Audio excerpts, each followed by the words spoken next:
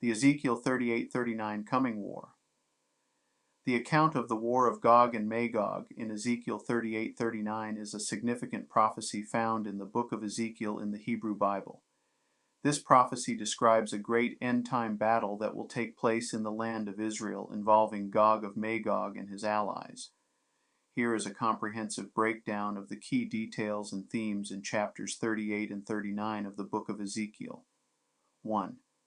Identification of Gog and Magog. Gog is described as the leader of a coalition of nations from the far north who will come against the restored land of Israel. The term Magog is generally interpreted as a symbolic reference to a distant, hostile nation or people. 2. Gog's invasion plan.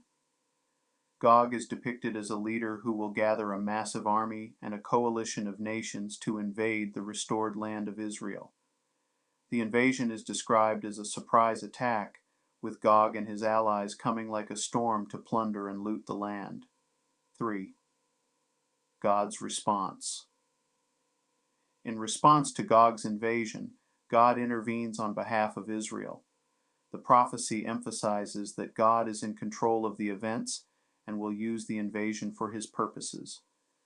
God's wrath is directed at Gog and his armies, and he promises to bring a great judgment upon them. 4. The battle.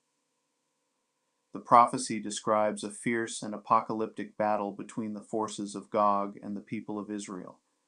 The battle is portrayed as a supernatural conflict with divine intervention on behalf of Israel. The weapons used by Gog and his armies are described as being destroyed, and a great earthquake will strike the land. 5. Outcome.